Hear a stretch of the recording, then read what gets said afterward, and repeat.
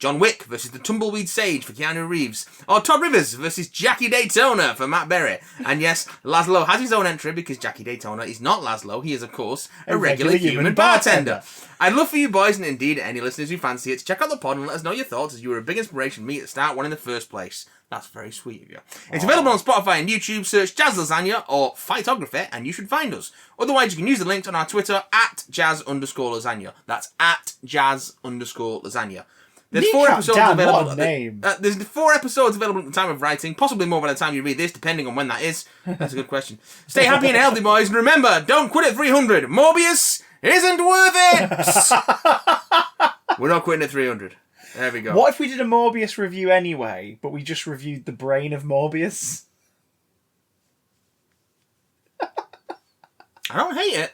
Yeah, that'd be pretty good, right? I could watch the brain of Morbius again, but I've got a while to go through there. I'm gonna watch through. So, Jazz Lasagna. I'm doing the UK Gold run, so I've got to wait until it comes round in a couple of weeks' time. You see. Oh, are they going out at the moment on the channel? No. Oh, you UK bastard. Gold isn't a thing anymore. I'm watching it on BritBox, but it's like it's UK Gold, isn't it? Is UK Gold gone? I know there's UK TV Play as an app, but I don't know if it's gone. It doesn't have Doctor Who anymore, either way. Does Horror Channel have Doctor Who now? I think they do. They did for a time. Yeah, I remember seeing adverts for that when I was away last year, and I was with me. Horror Channel, which is mostly sci-fi. Yeah. I don't watch enough live TV to know what's on anymore. I just put discs in or go on Disney Plus. I don't think I've I've not actually watched that. That'll do. I don't think I've actually got my TV set up to watch live TV.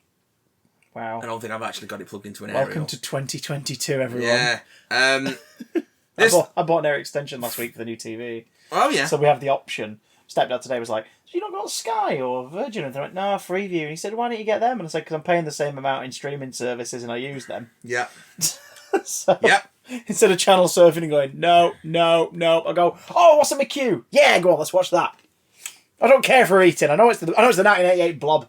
I don't care for eating. Do you know what? That's not on any streaming service at the minute. I've really had a craving to finally get my eyes around it for the first time since I saw it on Telebobs years ago.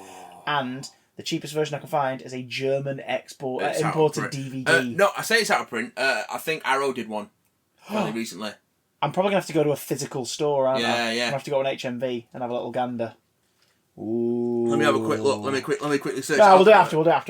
But it is worth it. The Blob, 1988, the remake. One of those remakes where you go, actually, yeah, this is better than the original. It is better than the original, which, you know, if you've seen the original, The Blob, isn't hard. I satisfied my craving that night by watching the Red Letter Media review episode about The Blob, which is lovely. Because they break down, like, all... Where they go really scary in depth. They figure out, like, what shots are actually, like, from the alleyways in that small town. Yeah. And which ones are... The alleyways are set... And it's a miniature for forced perspective. Yeah. But it's an exact recreation of the street across from the alleyway in the small town of Abbeville where it was shot. And it's like, oh my god, Frank Darabont fucking... Because he co-wrote it. Yeah. Did he direct it as well? No, Chuck Russell directed Chuck Russell directed it. But yeah, it's just... Oh, that whole... the practical effects. Don't stop it, yes. This one comes in from Ian. Ian the Fable. Dirty Ian. Says, no, fuck that. Naughty Ian. That's him. I'm trying to watch 2 films I've never seen each week. So I would like a nice menagerie of your favourite films, or must-watch movies, or obscure movies more people need to watch, please. So just like a selection? Your sugars, Ian. Should we chuck in 3 each, and then that's 3 weeks worth of viewing he's got? Stuff that people might not have seen that they should see. Yeah. Because mine are probably going to be really obvious, because everyone knows what my favourite movies are, because they listen to this podcast, and what movies I like. So stuff that people might not have seen. They are The Thing, a DVD copy of The Godfather, but when you open the case, it's got The Thing inside. And the 2011 remake / prequel of The Thing, but oh no, you accidentally ordered the original. Better watch it again, I suppose. There we go. Go on, chuck a film out. I'll chuck a film out. Let's see if we can create a pairing that doesn't quite work. So this one is actually fairly recent, and one of the one of the higher profile sort of like foreign genre movies from the last decade. But I feel like people still might not have seen it, and that is Raw. Which is a French movie. Yeah, this is a horror, right?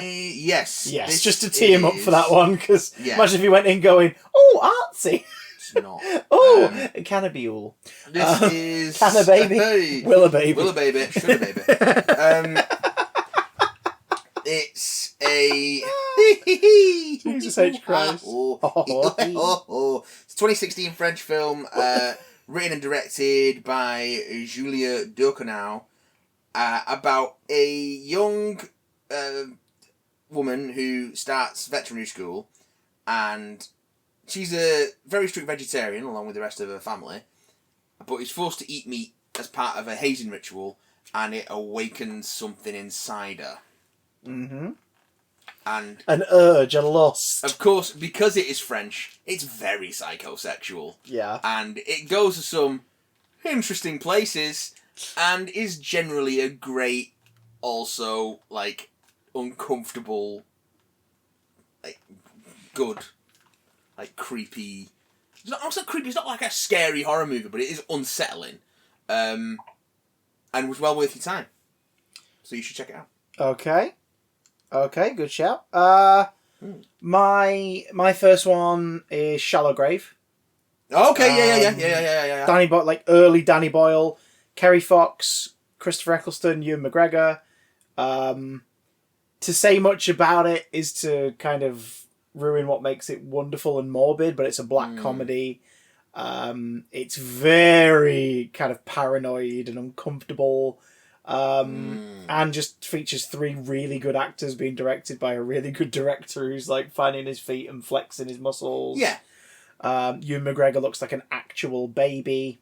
Oh, bless him. Christopher Eccleston in round spectacles looks like Where's Wally just jumped out of the book and tried to dress like a normal person. It's really good. Shallow Grave. It's a black comedy. It's set in Edinburgh. So there you go. Enjoy that. Well, I'm going to go completely the other way to another very uncomfortable watch. Oh, God, is that the theme? Yeah. Go on. Uncomfortable watches. This is... We might have talked about this in the podcast before. It's not like a super obscure movie, but I feel like it's one a lot of people haven't seen. It's from director and writer S. Craig Zahler, who people may know from such fare as Brawl in Cell Block 99 and Dragged Across Concrete, you know family favourites. This is 2015's Bone Tomahawk. Oh, shit! Yeah, okay. With Kurt Russell. Yeah. And Patrick Wilson.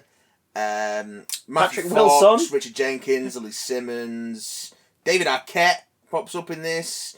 He has to pop up somewhere. Yeah, well, the late Sid Haig, things like that. Oh, God, yes! Yeah, so Bone Tomahawk is a Western in which a woman is kidnapped by, well, what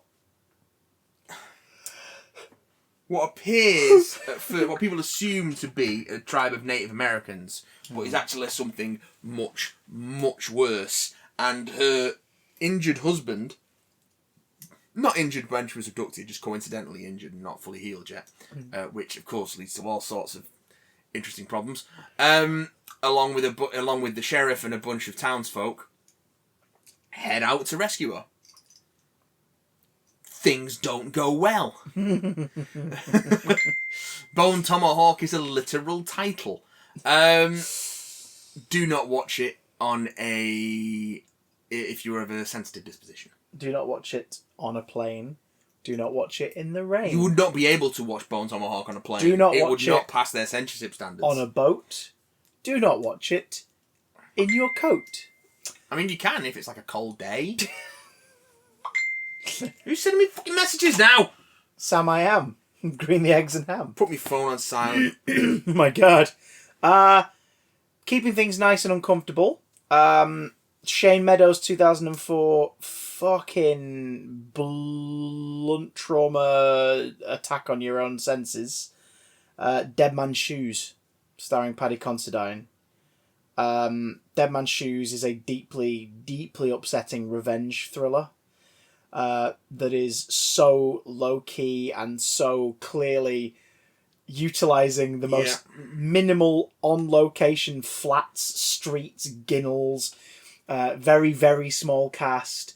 Paddy Considine plays ex-military fella who's clearly very troubled, who comes back from some time away to find out that his younger brother has been seemingly, like, what's happened is he's been killed by this gang that were kind of looking after him a little bit. These people who are genuinely right wrong-uns and like the people in the area that are selling this, pushing that. Mm-hmm. And he just shows up one day in his zipped-up Mac and his dirty gas mask and declares that he's going to come after each and every one of them. Your normal revenge fantasy movies up to this point are things like Commando or whatever, or it's like, you know, blazing a trail of destruction, or Commando. it's from the point of view of a Commando, villain like Theatre of Blood, where it's like all the people who wronged them are taken out in, you know, more unique and frightening ways. Whereas this is the movie where the guy taking out the revenge is absolutely meant to be the protagonist, but no one in this is a good person. It is really uncomfortable, and it's held together by Paddy Considine's central performance. He is so good. He is very good. And I love it because I first watched it around 2006, 2007, and then saw Hot Fuzz. So him as one of the Andys really made me piss myself. Because the whole thing being like, you were terrifying in the last thing I watched. Yeah. Now you're sitting and being like, don't give me in a twat now. Go on, your third for Ian's third double bill in a row. Oh, shit. This is a tricky one because I'm just trying to rack my brain for like obscure stuff one might not have seen. Right. You got this, fam. I believe in you. Here we go. So it's a bit of a wide swing, but if you are, you know, familiar and comfortable with the sort of dated nature of old school Doctor Who, then something that I think you kind of owe it to the genre to watch, particularly the sort of British sci-fi, is you need to watch Quatermass. Oh, which one? And I think the best one, for my money, is the 1967 Hammer horror version of Quatermass and the Pit, starring Andrew Keir as the titular professor, along with Julian Glover, Barbara Shelley, James Donald, you know, some 60s standards. Quatermass and the Pit.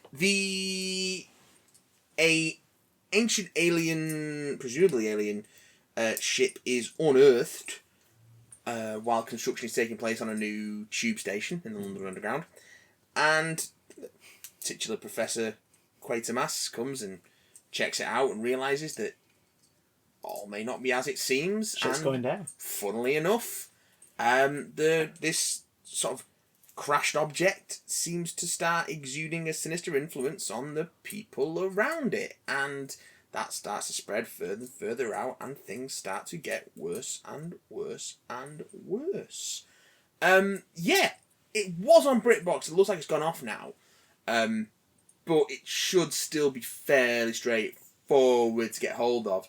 Very influential. Like that adaptation like, in particular is yes. Big reason why things like Doctor Who sort of did quite well, because Yes. the genre stuff at the time was led. I mean, Nigel Neal, who created Quatermass and, you know, wrote both the original TV series versions and the Hammer horror adaptations, film adaptations, is massively influential on both the horror and science fiction genres, particularly stuff that comes out of Britain.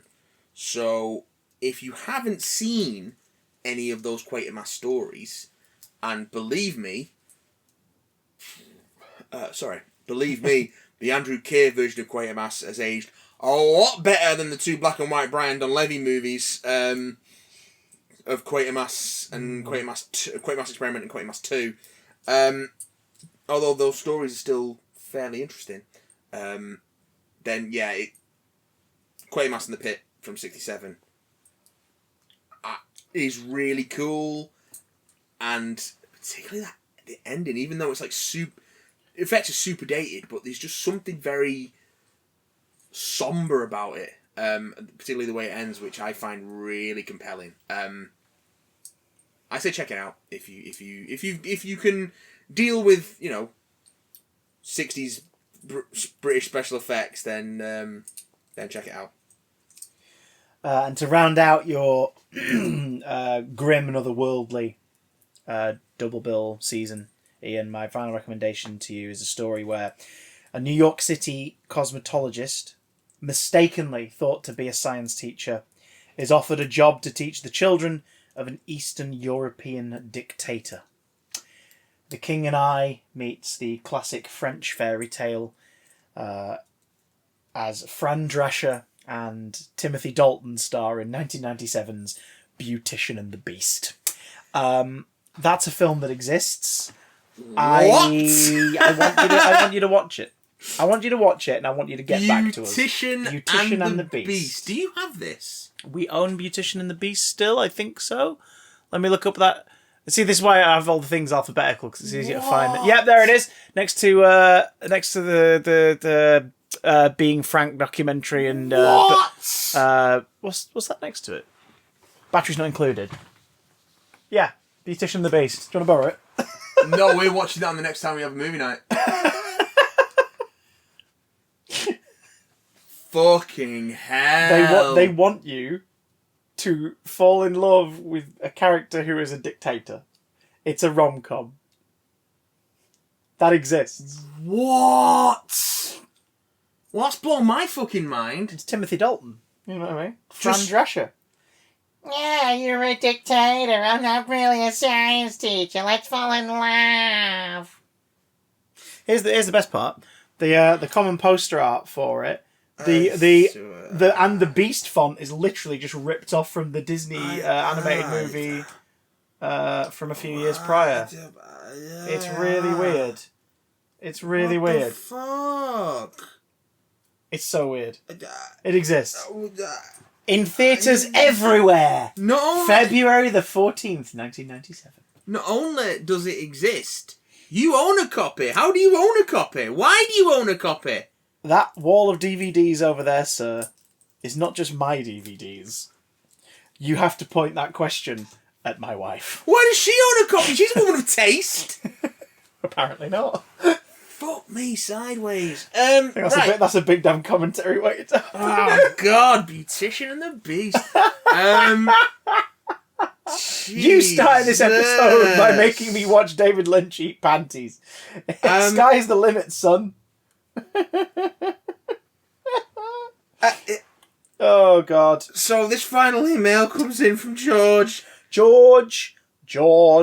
where have you been? With the title Des Wigwam. Des Wigwam! Greetings, big damn lads. I've been meaning to email in for at least 4 months, and now with the eternity clock counting down to episode 300, it's now or never. The eternity clock. As the once regular emailer to you fine gentlemen, a lot has happened in my personal timeline since my last email.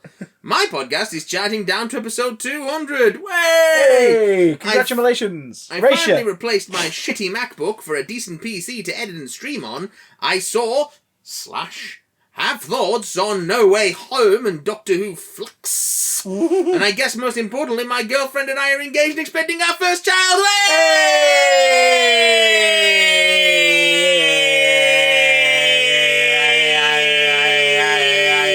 Congratulations. Well done. Yeah, congratulations. Attached below is my complete ranking of the films I devoured in 2021. Judge as you wish. Oh, all right. So this is a late best of rest of. Well, I'm going to go from bottom to top. Mm-hmm. Mm-hmm. So there's 25 movies on this list. At the very bottom, surprising no one, The Tomorrow War.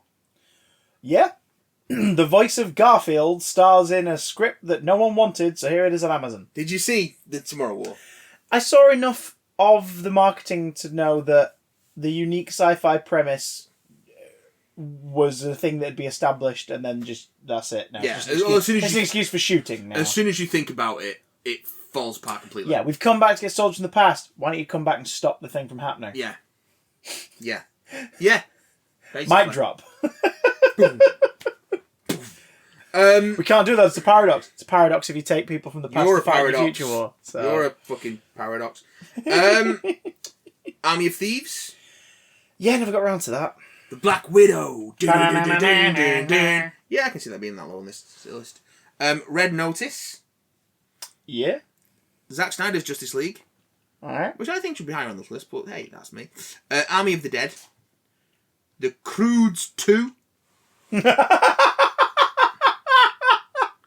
is only one place below the true classic of last year, Venom, Let There Be Carnage. Vacation Friends? What the fuck is Vacation Friends? Vacation Friends. Oh, Vacation Friends. Oh, did we just... No. Oh. Yeah, we did. Yeah, we did. Oh, because even a broken clock is funny twice a day. Eternals. Yeah, is that middle of the list? That's 16 out of 25. All right. Okay. Nobody, which I still haven't seen. Bob Uncle. Yes.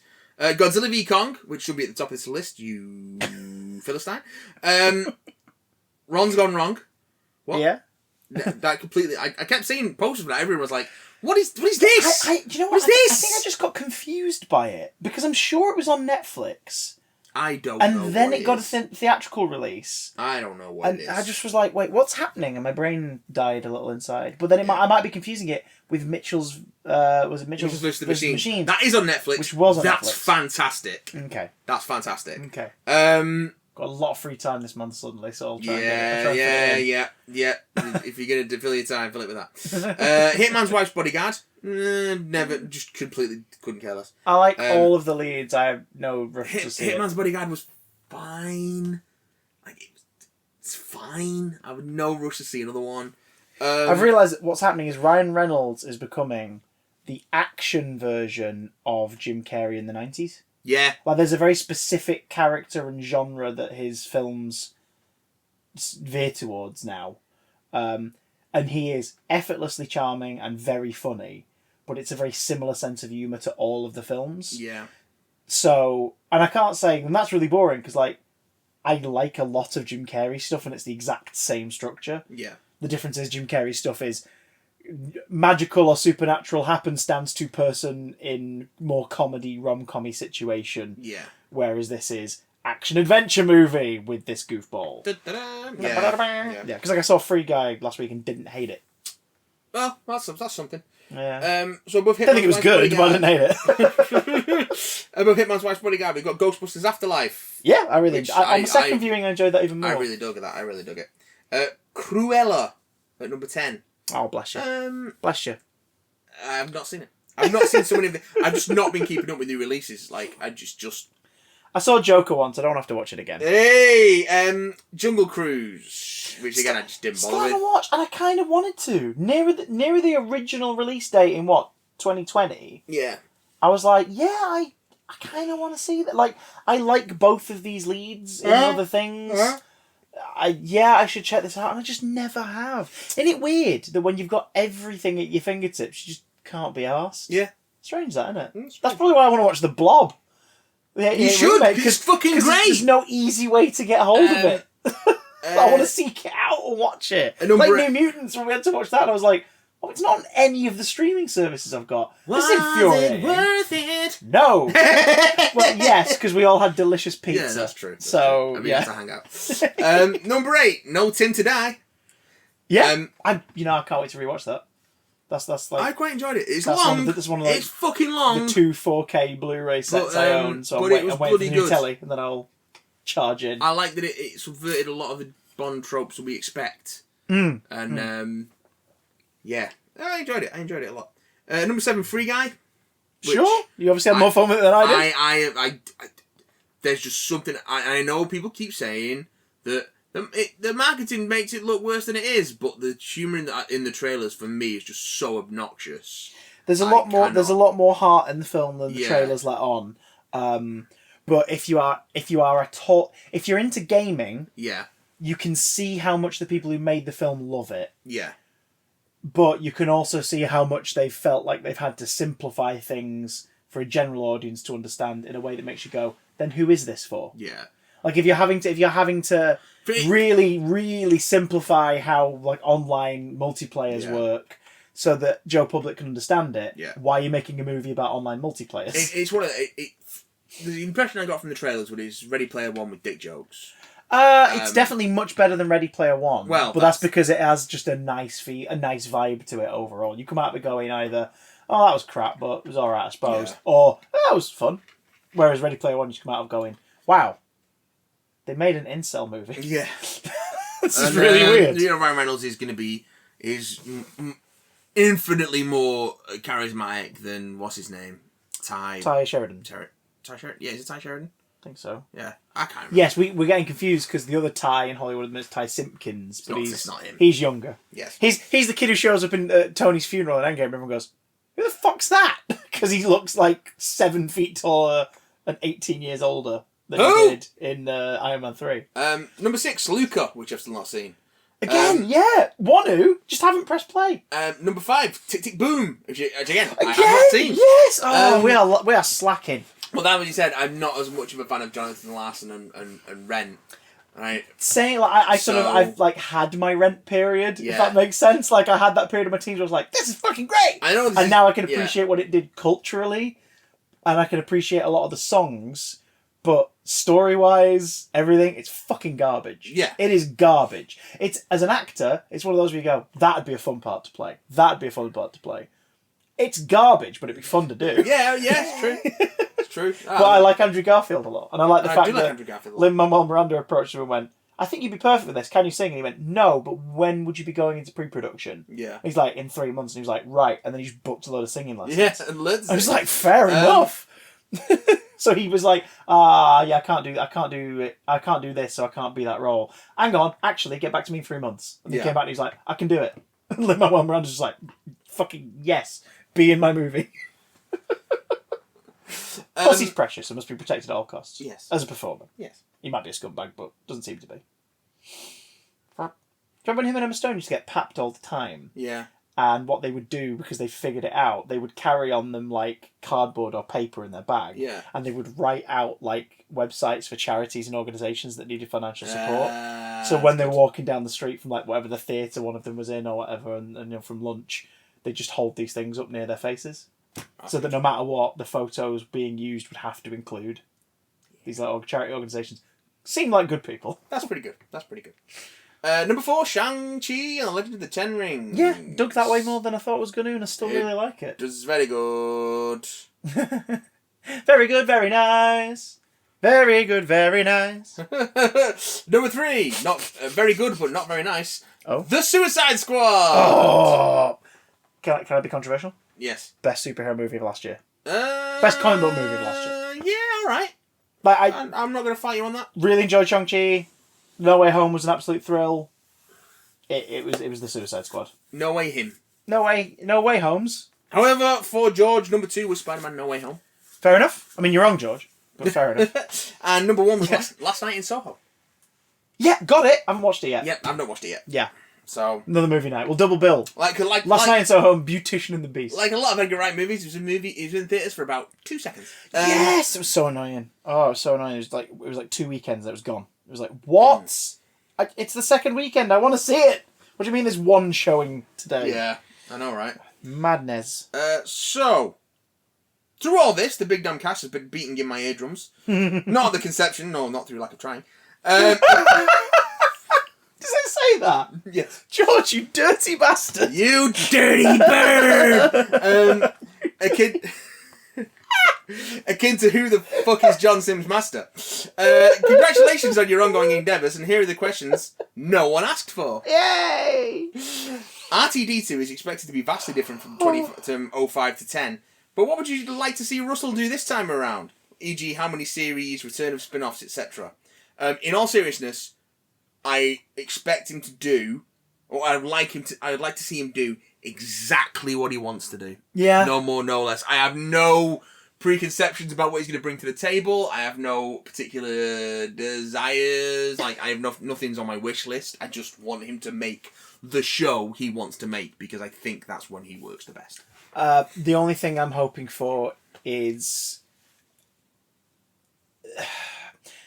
the quality of messages and observations of the world we currently live in that were in years and years, and It's a Sin in particular. Yeah. I hope he hasn't left them at the door. I hope not. I want them to be here. Like, Doctor Who is the show for that. As a lot of Twitter keeps saying whenever they share clips from those two shows or from Cucumber or from A Very English Scandal, they always say, Russell's writing Doctor Who again and he's angry. Yeah. And it's like, yeah, I want to feel that in there. I want to feel... I do want to feel it. I want to feel the Doctor and co tackling genuine injustices that make you go, hang on, that actually fucking happens in real life. That's an allegory for this. I also want to feel the Doctor and Cole's tackle. Like the whole planet, I loved Spider-Man No Way Home. It not only brought us full circle, but completed the origin story for this Spider. Where would you like to see the character go in future films / trilogy? Now he is free from the shackles of Peter Parker. Piotr Piocue. I just want it to be bare bones. I want it to be street level. Team him up with Daredevil. Let's see him tackle Gargan. Yeah, you teased us Gargan. Let's Gargan. Let's get Gargan in a semi-mech suit, turn him into a Scorpion. Let's not do Venom. Yeah, like if you're gonna do Venom, earn it. Let's just not. Let's just not do it. Alright. I mean, you know, Alright. there's still time to, you know, not. Alright. Would be remiss of me not to mention our Lord and Saviour, Matt Berry, after consuming all of what we do in the shadows after the last few months. Rank your favourite Matt Berry performances from your toast to your Dr. Sanchez. Hit me, boys! Okay. Oh, God. So, stuff I've seen Matt Berry in order of stuff I haven't really seen properly to stuff I absolutely love. Year of the Rabbit, I've only seen clips of it. It looks fine. Yeah, it's fine. Yeah. Like, I've never watched it, and it looks him fine, being in fine. it would be right up my alley. It looks like one of those things that might have taken off if he hadn't have got cast in What We Do in the Shadows. Yeah, true. Like immediately after it came out.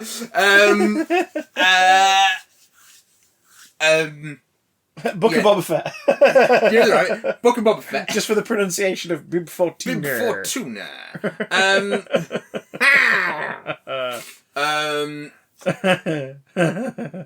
Dark Place, Toast of Tinseltown, Toast of London.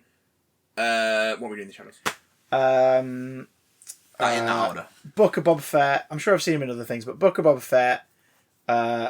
ADBC, which is a half-hour-long straight-to-TV movie for BBC Choice, BBC Three. Yeah. Which is a rock opera Okay. in the style of Jesus Christ Superstar about the birth of Christ. Yeah, alright. And it's like, it's your usual suspects from that period. It's like Berry, Julian Barrett, Richard Ayoade, Matt Lucas. It's fucking great. And it's that first sign of him going, you know, oh, I love the 70s. That's it. That's my cap on what I like. This is my style. This and is it's like, as far as I go. And it's pretending to be from then. So it's shot and everything. Cool. ADBC. Mighty Boosh, because he's Dixon Bainbridge in Series 1. Of course. And he shows up, he cameos in the live recording for the first big Mighty Boosh tour. Yeah. Normally Robots in Disguise came on stage at the end of the band and like sort of said there's an after party or whatever it is a thing, and they bring Howard a present, which turns out to be old Greg. Spoiler alert for a 16-year-old comedy tour. show, yeah. Tour, yeah. It's on DVD, go watch it. But in the DVD version, it's Dixon Bainbridge, Matt Berry reprising the role for one night only. And he has a great fucking delivery. Or like Howard invites him to Jazzercise. Like, you come to Jazzercise, that would be great. And he just sort of looks at him and goes, No.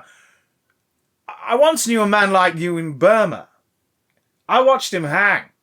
I made him hang. I could do the same for you. And you can tell as well, it's just they've just said to him, just say whatever the fuck you want. Julian Barrett, absolute expert, does not crack. No. But it's just that thing of like, they've obviously gone, here's an approximation of your costume from the series you were in. Yeah. Just show up on stage and say whatever the fuck you want. Well, that's the thing with you can know Julian Barrett's a pro at keeping a straight face because you have to stop his nose from wrinkling every time he's out on fielding. Julian Barrett is magical. And the two of them together are magical. But my God, just Julian Barrett's amazing. But Matt Berry, you know, Mutants, terrible episode of The Mighty Boosh. Try saying that with the body of a snake and the balls of a chimp.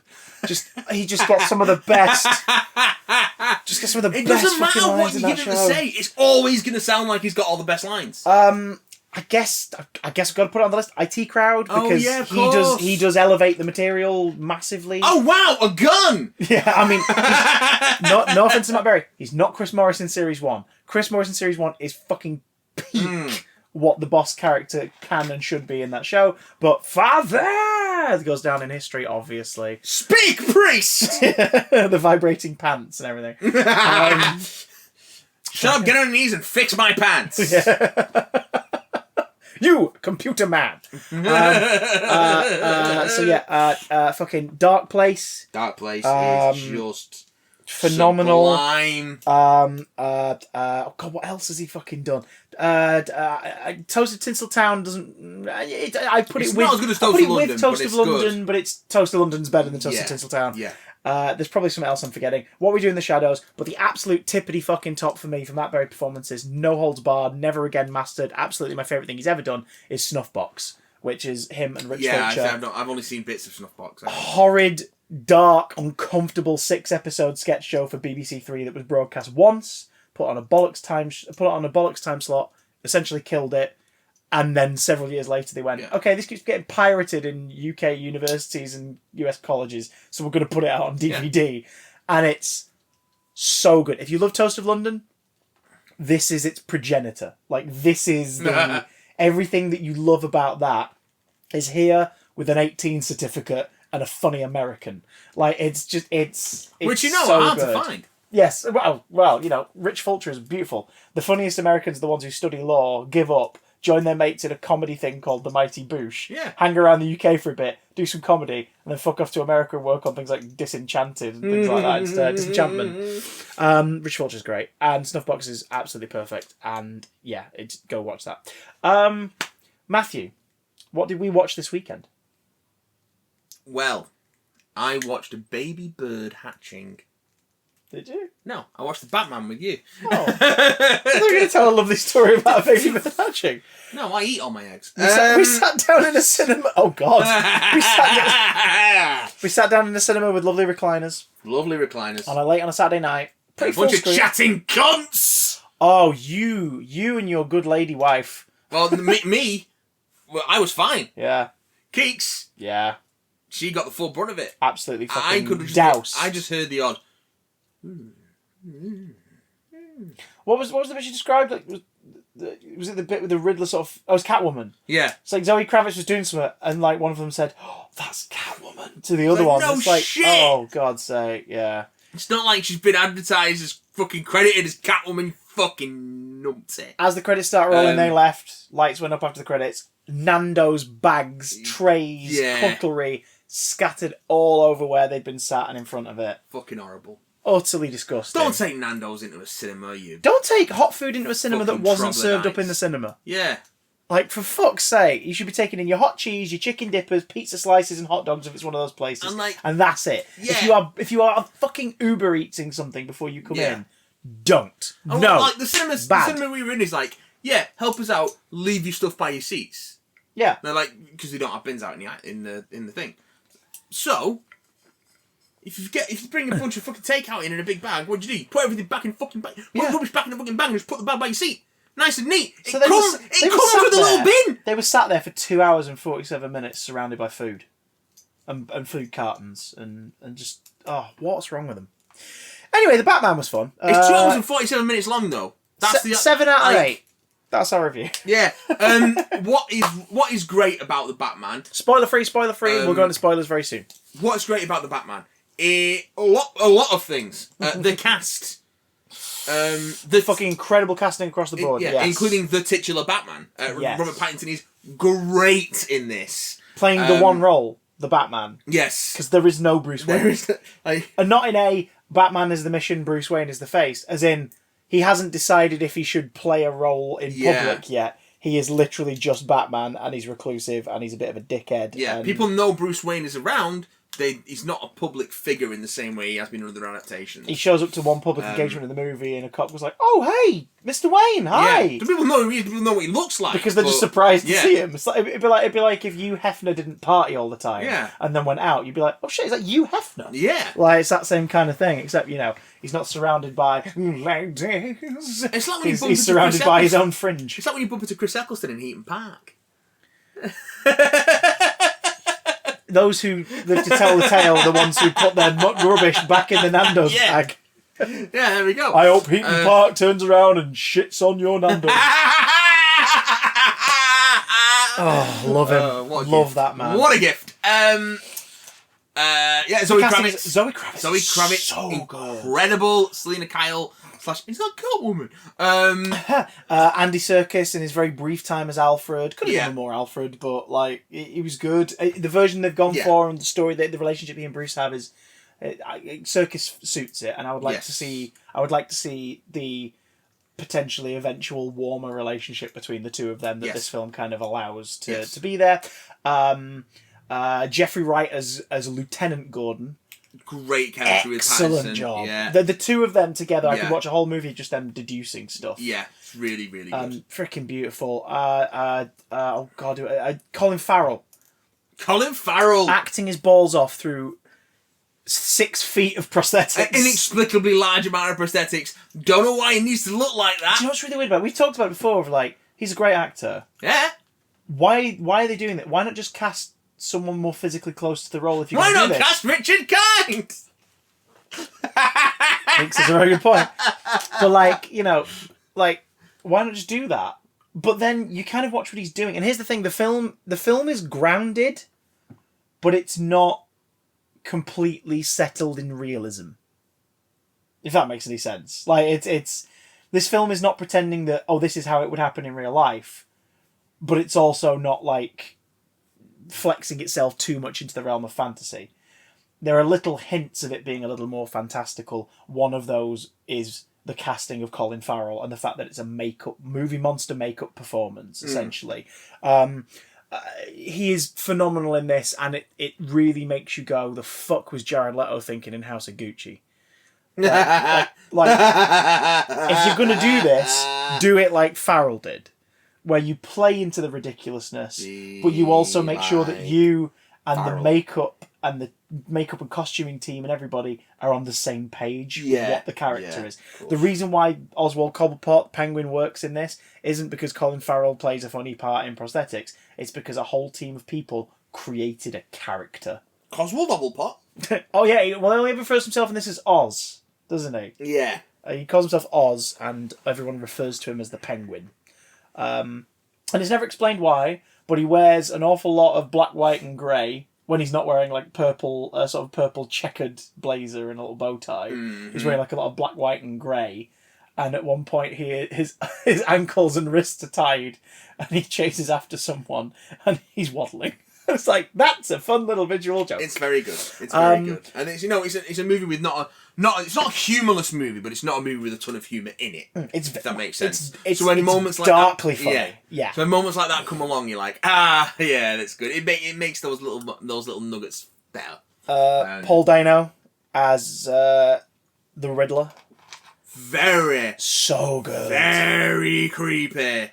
But undeniably the Riddler. Undeniably the Riddler. It's a Heath Ledger style. Wait, that can't be what they're doing. You watch it and go, no, that's absolutely that character. Yeah. That is that character. Yeah. Filtered through a slightly more modern twist on the Riddler that other media has dipped a toe into, like the Batman the Telltale series or the Arkham games especially. There is a little more of the Jigsaw killer in this Riddler's methods. There's a lot of the Zodiac killer's style in his delivery, but this is undeniably Edward Nashton, because they've gone for the Nashton surname in this one. Dano is incredible in this. He's absolutely incredible. And if you watch him at any point during the movie, like it seems Ben Shapiro did, and go, hey, this guy's not a bad guy, he's got some points, then you're the person the movie is pastiching, and you need to think more deeply about who you are and your soul. God, there's another casting thing I was going to point out on my brain. So, fucking John Turturro as Carmine Falcone. Oh yeah, Because they go for Falcone, not Falcone in this one. Which at first I was like, are they doing that just to differentiate it from other American Italian mobster names that are used in the film? And then I realised, no, there's a bit where the word Falcon is used. That's why they're doing it. which I'd forgotten that John Turturro was in this. I'd forgotten that Carmine Falcone was in this. When he turns up, I'm like, oh, neat. And then because again, Carmine Falcone, character we've seen before, he's been adapted before. He's a primary antagonist in seemingly he's the antagonist in Batman Begins. Yes. Until you realise there's much more going on. Whereas in this, he's arguably the bad guy in the movie, which the marketing hasn't really led on to. It's just sometimes the bad guys get terrorised by creepier, more puzzle-obsessed bad guys. I will say this. The character choice and the aesthetic of this movie and the tone of this movie and meant that when I went home that night, I went onto Comixology, I checked if they were on sale, and immediately bought Year One and Long Halloween and Dark Victory. So all three of which are their DNA's in this. Long Halloween most of all. Yeah, Dark Victory less so because you just want some more Catwoman in your life. Well, there's no spoiler to say that there's no Robin in this. No, anyone who expected a Robin in this. That being said, it's a world. The way the film ends, it's a world where I think you could get away with one. I think we're seeing the first time where they're going to actually do it, which would be nice. It's. Like, we've complained before about how lots of DC media and adaptations tend to focus on the exact same books always. It's always Death and Return of Superman. It's always Red Son. And it's always Dark Knight Returns. Always Dark Knight Returns. Always Year One. Obviously, Batman Begins. Year One is a big part of its basis. Yeah. Dark Knight, the Long Halloween elements of that are used in the Dark Knight. This one, absolutely, wears it on its sleeve. The film opens on Halloween night in... presumably 2021 with the narration in bits and drabs throughout, which is very revealed noir. to be it's very noir. It's revealed to be Bruce writing in his journal, his war diary, his war journals, Punisher style. Year One style. So the film, with again no spoilers, the film sees us 2 years into Bruce Wayne's crusade as the Batman, a vigilante who operates at night and has at this point established enough of a reputation that criminals should be afraid. If the bat signal shines in the sky, they need to be terrified. Well, he knows he can't be everywhere, so he's cultivated the fear in the criminal community that he could be. Yeah, that he could be anywhere. Yeah. He's working sort of cautiously alongside the GCPD, specifically Lieutenant James Gordon. Not all the police departments on board. No, but they sort of ally in Gordon. They see him as the consulting detective element enough that they're like, okay, fine, but you've got 5 minutes and then he's out of here. Yeah, there's one police character in this in particular who has a really neat sort of progression of their relationship with Batman. That was really cool. Which I thought was really cool. You've got that element to it, and then suddenly the death of a prominent figure in Gotham's political community, with a message left to the Batman, begins a string of similar attacks and murders and messages that lead Batman and Gordon onto a wild goose chase, trying to figure out all the clues ahead of the killer's next move.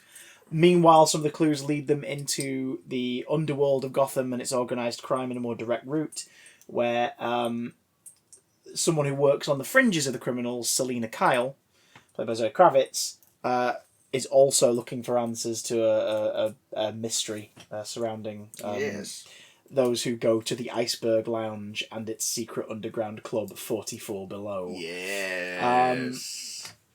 The hijinks ensue. This is a noir. It's a noir movie. It's a thriller. People going into this expecting like a non-stop action movie. There is some great action in this, like some really cool the fights. action's phenomenal. Choreography, the car chase as seen in the trailer is probably the highlight set piece of the movie. But it is not an action film. No. Like it is a noir thriller.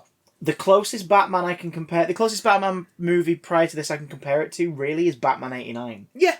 It's a moody character piece. Yeah. Whereas that one kind of revelled in camp and gothic design and horror movie tropes. Yeah. This one leans a lot more into thriller, noir, and gothic flavour. Yeah, well, a lot of it was shot in Glasgow and Liverpool. Yeah, all the exteriors were pretty much there. And the interior design that they've done to match some of those exterior locations just gives it a very gothic feel. It does have that Wayne same Tower sort is a of, perfect example. Yes, Like Wayne Manor exists, but they haven't lived there since before Bruce was like a child. Pretty much, it was donated as an orphanage, so it is visited. We do visit Wayne Manor. Yeah. But his base of operations is the big Gothic apartment at the top of Wayne Tower. Yeah. So you still get the feel of the manor. You get that architecture, that creaky like oak tables and spiraled staircases. This is a Gotham that is made up of old, crooked buildings and grungy promises of a more modern exterior that has never quite been finished. It's all trapped in the early 80s before things started to get renovated a bit more. It has a lot of the same feel. Like Batman 89, it has that feel of being... That one goes... sort of out of time. We're kind of the 30s, maybe. Yeah. Whereas this one's like, we're kind of the end of the 70s, maybe. Yeah. And it's definitely set present day. That dates are mentioned. The Waynes die in 2001, and it was 20 years. It's this story set 20 years after their murder. So let's presume for a second that Bruce is 32. So he was 12 when they died. That's just pulling out my ass. I think it's never stated. I think it's like 28. Could be late 28, 20s. 29. So he's been the Batman since he was about 26, 27. Oh, no, because he mentions something about it being 18 years that he's been living with pain and stuff for like 18 years. So if he was 10 when they died, then he's like 28. Well, hang on. If he means that, he might mean up until he started his crusade, because he's been Batman for 2 that's true. That's true. But the meme that's been doing the rounds on Twitter, which I like, is all right. What movie did they die outside of in the alleyway? Everyone's going Shrek. Yeah, probably. That's right. I decided I want the enemy to share my dread. But I became Ogre Man. You know what? Man of many layers. You know what I hope? He throws onions at them. What do you hope it is? I hope we never find out. Me too. I hope we never. The death of the Waynes is mentioned because, of course, it happened. It's why he becomes Batman. Yeah. We learn that it may not have been a simple mugging. Yeah. But that's all. That's it. Yeah. Like that's all we know, and his family's history is part of the storyline. How am I a part of this?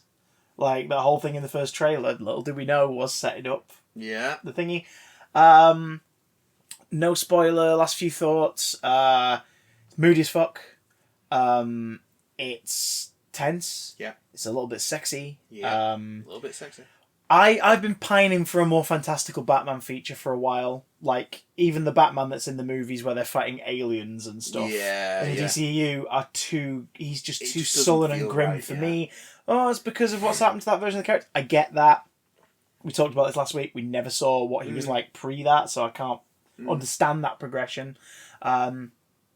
This Batman movie, and I posted like my little review on Twitter the other night that I think kind of summed it up, and a few friends have been in touch and who've not seen it yet and gone, okay, you've actually kind of swung me around a bit, because they too had similar worries. Yeah. Of it just being like, oh, broody, moody. It is. Thing is, the movie is not a revenge fantasy. It's about how revenge fantasy is fucking stupid and futile and incredibly selfish. Yes. And eventually, you're going to have to figure out a way to do more. Not just for yourself, but for the people around you. This movie ends on such a hopeful note that I don't mind that we went into more grim dark territory for another film, because they had a style, it had a voice, it knew what it wanted to say, and it ends in a way that goes, hey, don't worry about it. Next time, we're going to have a bit more fun. And I'm like, all right. Okay. Yeah. You got me. You got me, the Batman. I am intrigued. What about you? What's your overall vibe? It's too long. It is too long. There's a point about the 2-hour mark where you go, are we not wrapping up? Yeah. Yeah. There's a second, third act. Although that being said, that second, third act I did not see coming. And was fucking brilliant. It was great. So, swings and roundabouts. It's not too long enough for me to not recommend it. It's just a bit longer than The Dark Knight, isn't it? Yeah. But I feel that one moves at more of a barrel. Like moves at a barrel at a pace. Yes, it takes its time. Yeah. And in a good way. Like it's got that mystery and that tension. I mean, the opening sequence is so uncomfortable. It's a horror film. Oh yes, it's really scary. Oh yes, and it just lingers. Yeah. Some really awesome performances. Some really great sort of mood and setting work and atmosphere. I just. Yeah, that's really the only really bad thing I have to say about it is that it's just a little bit too long. Yeah. But enough happens where when you are getting to that point where you're like, okay, well, surely it's over, right? Where's the plot going now? Then it gives you something to go, and you go, oh, okay, sure. Yeah, I really like it. I really, really like it. I think it's a really, really good take on the character. I think it is still sort of caught up in a lot of the grounded, sort of, again, year one, Dark Knight Returns. Like it's a unique story, but it obviously uses those as its like that's the cookbook that it's referring to. So it does feel a little more like I could do with a bit more fantastical Batman in this. But I can see that happening. Yeah, through some performances and some choices, especially in the third act. Yes. That you're like, okay, that's different. Yeah. All right. Okay. So I think it's a neat take on the mythos. I like that we come into a Batman already established and we don't have to do the whole origin thing again. It reminds me of Spider-Man Homecoming in that sense, where the movie trusts that just from pop cultural osmosis, people know enough about the sort of basics of Batman to not have to have it explained to them. Yeah. And so I appreciate that. I appreciate it. It feels like a movie that respects its audience's intelligence. Batman's Robin Hood by this point. Yeah. Batman's Dracula. Yeah. Batman's... Dare I say it? Jesus Christ. Like, we know the story. People know who Batman is. People know why Batman is. People know where Batman is. No, they think they know Batman well, yeah. Because Batman could be anywhere. Just like spoilers! Spoilers, you little bastards. Get out of here if you don't want spoilers. Past this point, spoilers could be everywhere. Spoilers start in 3, 2, 1. Superman. I mean, I wasn't expecting that, to be honest. You. Yeah. Wait, did you not see the Superman? That's when you went to the bathroom. Matt Reeves said this week when someone said, would you do like any outer Batman cast of DC characters? And he went, I mean, maybe. He says if the story's in service of it, if they're in service of the story, absolutely. And they went, so would we ever see this Batman come up against like his version of Superman? And he went, I mean, I'm not saying no, but I think if he was, we'd have to establish that Superman was like the first fantastical thing in that world. Yeah. And I'm like, oh, that's cute that he's thought about it. Also, no, don't do it. Like DC and Warner Brothers have kind of fucked their shared universe experiment. So continue with the ones that are in a shared universe. Let the Flash do what it's going to do to the continuity. And let the Batman be its own separate thing. Yeah. I mean, for fuck's sake, this year alone, we have 4 cinematic Batmen. We've got Robert Pattinson in the Batman. Yeah. We've got Ben Affleck and Michael Keaton in the Flash. Yeah. And we have got Keanu Reeves in DC League of Super Pets. Oh, yeah. Which when I saw that teaser trailer, I went, I know this movie's dumb. I'll probably go and see it on my Odeon Limitless and have a decent enough time with it. Oh my god, he fits the voice of this version of Batman so well. Yeah, that's cool. That's cool. I like that. After Nicolas Cage played him in Teen Titans Go to the Movies. Sorry, no, he played Superman. Yeah. It was back. Oh, was it Jimmy Kimmel? Oh, I'll take it back. Point is, it was Armie Hammer. This wasn't you know, they say that he devoured the set, and by set, I mean the intern. The set dresser. So allegedly. No, he didn't. Don't eat us, Armie Hammer. It's just fantasies. So. Leggy Hammer. Yeah, what do you want to get into first? Riddler. Oh, Jesus, Paul Dano, that first really creepy murder. We now finally know what that fucking accessory is in all the toys. It's a fucking carpet. It's a carpet thing to chip up the carpet board at the edge of the carpet. It's a pusher. Oh my god! And the fact that from scene 1, Yeah. that was in scene 1, first crime scene, one of the first clues. Yeah. And, like, I mean, it's not left there, but the shape of it, it's a Yeah. very distinguishable shape. A rectangular pointed edge for a blunt instrument. Yeah. As soon as they find it at the apartment, Batman should be like, hang on, that's from the thingy. Why is it one of those? What is that? And it's the fact that... What I love is that Batman doesn't immediately figure out these things. No. He's smart. Him and Gordon together are smarter. Yeah. They're still not quite Edward Nashton. No. And that's right. The Riddler should be just a little bit ahead of everyone. He is. Yeah. And in a way, he sort of wins. Yeah. Oh, God, yeah. Because ultimately, as well, all he wants, really, was someone to, like, partner with. Yeah. And he gets that in a little tease for where the stories could go. So it's like, well, there you go. He won. He fucking destroys Gotham. He fucks everything up. He proves he's smarter than everybody else. Yep. And he makes a friend. Yeah. There you go. So he gets everything he wants. You win, Riddler. But that opening scene, just the tension is... Oh, my God. So who's the mayor played by? Was that Rupert Penry Jones? Let me bring up my cast list. It took me fucking forever to recognise Peter Sarsgaard in this.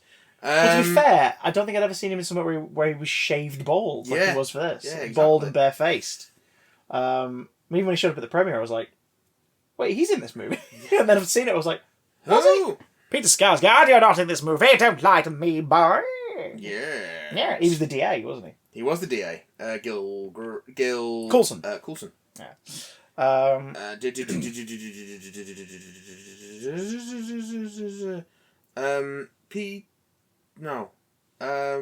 Rupert Penry Jones. Rupert Penry Jones was the mayor. And just that, because you don't spot, I was going to say Nigma. You don't spot Nash at first, do you? Oh. And he's in the shot. It's wonderful. He's in the shot, you just don't see him. It's wonderful. The sort of, the way they use that shadow, and he just stays so still as the mayor's walking back and forth in front of him. It's really, really beautifully done. And you just know he's holding his breath. Like, after you meet more of the characters as the film goes on, you know that he's terrified. Yeah. And he's holding his breath. Oh, yeah. Because he wants this to go right. And he's probably never killed a man before. No. And this is like his first stab at it, and he wants to get it right. It's his first stab at it. Ironically, it's a bludgeon. Like that, the Creeps version of Rear Window opening. Yeah. As well, just a long binocular shot, him watching everyone get like into position, which is then mirrored later on by Batman. Mm-hmm. And it's like, okay, they're not too dissimilar, really. These two, are they? Which again is the film subtly phoning ahead the fact that, actually, both orphans, both under the care of Thomas Wayne. Yeah. Both had their lives completely destroyed by Thomas Wayne's death. Yeah. Different reasons. Obviously, Bruce, the grief of the death of his father and the loss of a parent, and both his parents. Eddie, because the orphanage was just fucking left to rot. Like, the renewal project was stolen, money passed out elsewhere for the drug stuff that was going on with drops, which is nice. The film gives itself a drug that is part of the universe. Yeah. It's got a distinct design, that green teardrop with a little scarecrow-style face on it. Uh-huh. And that's obviously leaving the door open for, like, can we do something with that later? Maybe. Same with the shot of adrenaline that Batman uses to. Well, is it adrenaline? As Lou pointed out, she was like, "Is that venom? It's green. It's green," and he just stabs it into his leg. I mean, obviously, for the purpose of that scene, it's an adrenaline shot. Yeah, Batman's going out. He's wavering on consciousness. He's gonna absolutely black out. Well, that's Selina's gonna be killed by this dude. He just stabs himself with adrenaline. And a little spot in his like combat trouser that's clearly created for him to do that. Yeah. So this is a failsafe that he's got. He's got some adrenaline in his pouch. He'll slam it into his leg, roid himself out for a moment, and just like give him all the energy he needs. Well, that's another cool thing. But it is bright green. So it's like, wait a minute. The reason wait a minute. The reason that is fucked up in that scene. So again, another great take on Batman that we've not really seen for a while is, he's a good fighter, but he's not ducking and weaving. He's fucking implacable. He walks into the gunfire. This is a Batman to that show that he's bulletproof. has learnt combat and how to fight. Oh yes. How to fight the methods that criminals will use. Mm-hmm. But this isn't a ninja. No. This isn't a master of martial art. No. He's more of a boxer, like in terms of his personal style. He does have he's some like, martial art. Yeah, there is some martial art stuff in there. He's agile. He can block. And, reverse. But he's very much like everyone's aiming for his torso and his face. Yes, which is where he's got a shit ton of armor. Yeah, like, and is this the first bulletproof Batman? The Keaton Batman's bulletproof. Oh, he gets shot, but then he gets up, doesn't he? Yeah. Yeah. But it's bulletproof vest logic, bulletproof of like, oh god, that hurt. Pretend to be dead. They've turned around. Get up. It's like, oh god. That's the great thing about this is where he's... Whereas he's just bought a shit in fucking shoulders and chest plate that deflect bullets. You see him just tanking all those gunshots and moving into him, and it's small caliber fire. But then someone point blank shoots him with a double barrel shotgun, and it's even through that armor, stuns him, knocks him back, knocks him right back. Do you know what the only thing that was missing? What's that? Fucking yellow outline around that bat. Yep. Make it the target. Yeah, make it the target. And but we do see him detach it. Yeah. And it be, a cutting tool. That's the batarang. It's a cutting tool. Yeah. And it's made from a gun. Yeah. And they don't say it, but if they're using Detective Comics 1000... It's the gun that killed his parents, Kevin Smith's short story, it's the gun that killed his mum and dad. And it's like, fucking great. That's brilliant. Yeah. His mum and dad, who were still killed seemingly by a mugger in an alley. Yeah. Never named, but Joe Chill, whatever. Yeah. But it may have been an intentional hit. Yes. And the fact that we never find out for sure. And that we can't find out for sure. Because Carmine's dead. Yeah. The fact they use Gotham's mobs in this, and they decided, right, you all want the Penguin, but we want to show the Penguin working his way up the ladder. Yes, he's Falcone's lieutenant in this. Who are the other big players usually? Like Rupert Thorne, Salvatore Maroni, Carmine Falcone, the Russian, like... Yeah. Okay, we'll narrow it down. It's Maroni, but he's been and gone. Yeah. Falcone is now in charge. Because he ratted on Maroni. Find out he ratted on Maroni. The Penguin is Falcone's right-hand man. Yeah. There we go. There you go. So when Falcone gets taken down, Oswald assumes the mantle of head of organised crime in Gotham. The Iceberg Lounge becomes more than just a club business he owns to shelter the club where all the business is done. And because of all the damage to Gotham with the flood and the bombing, big power vacuum for people to come in and set up shop. Yeah. Could do with a few more ice cube themed or coloured things in the Iceberg Lounge. We'll get there. But again, the Iceberg Lounge and 44 Below, great name for the club underneath it. Yeah. It's a noir location. Yeah. With modern sensibility. Yeah. It's the speakeasy with the speakeasy underneath, except now it's the nightclub in the industrial building with the nightclub underneath. Oh god, the noir comparisons, the voiceover, the role with Selina. Selina's not the femme fatale who shows up to his office to be like, oh, you must help me. I think my husband's been kidnapped, and oh, you and I are going to have sexy time, and oh, it turns out double cross. She was in on the insurance fraud the whole time, or whatever. They are both on a vigilante mission. Yeah.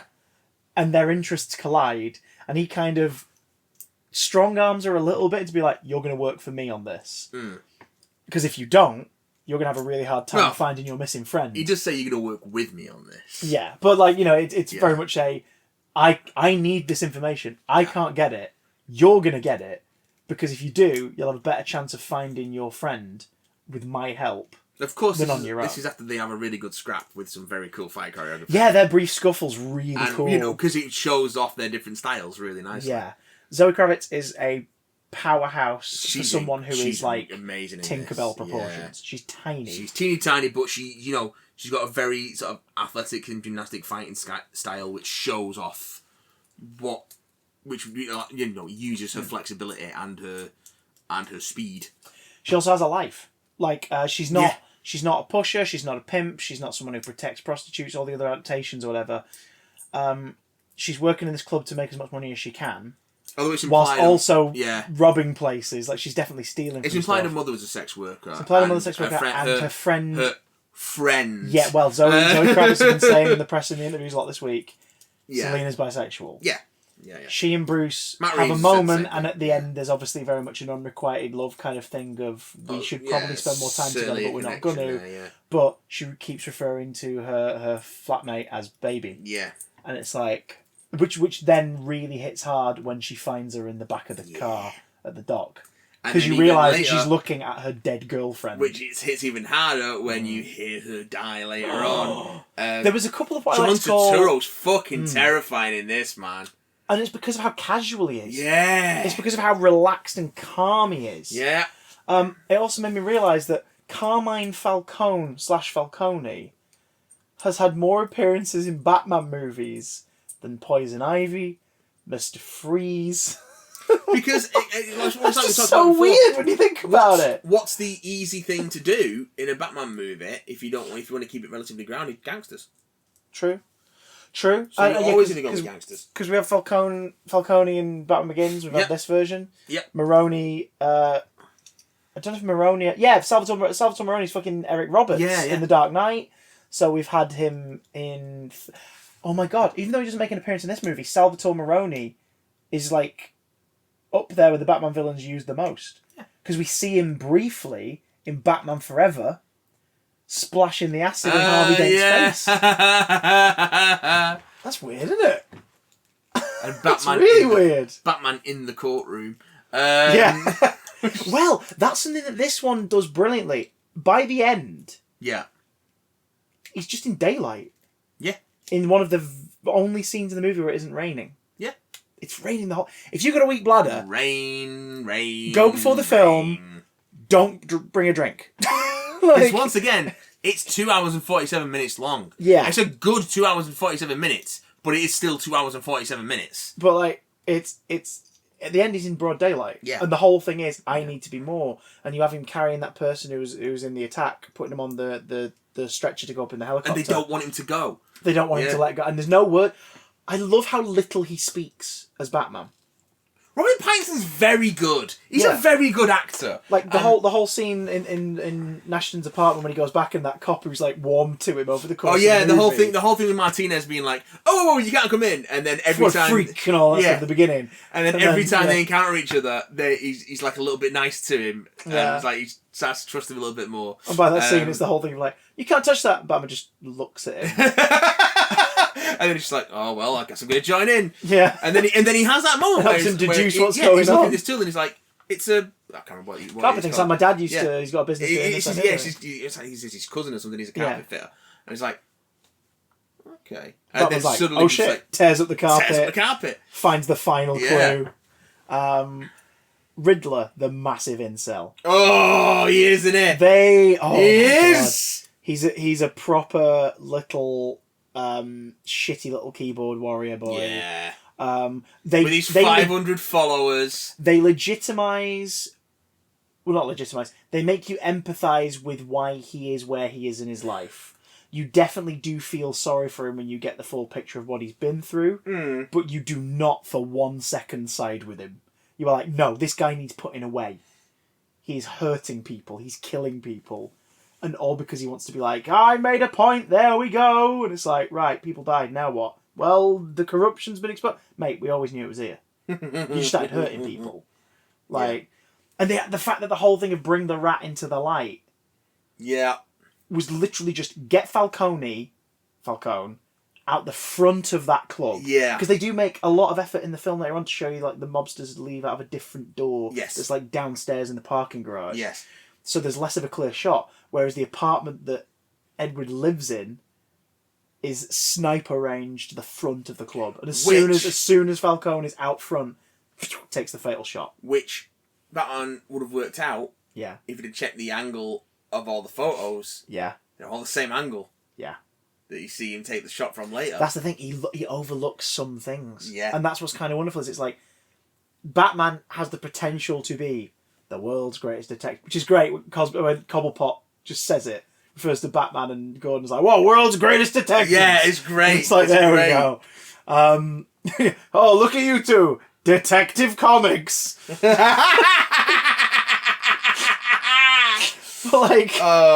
Like, there's some things he overlooks, and it's like, this Batman is not quite there yet. And what I love about that is, they're saying, this Batman is not fully formed. Yeah. What is this Batman? He's a revenge machine who's sullen and won't take any help from anybody, and he's all about punching and beating people to within an inch of their life. By the end of the movie, he realises, I'm a fucking idiot. Yeah. What am I doing?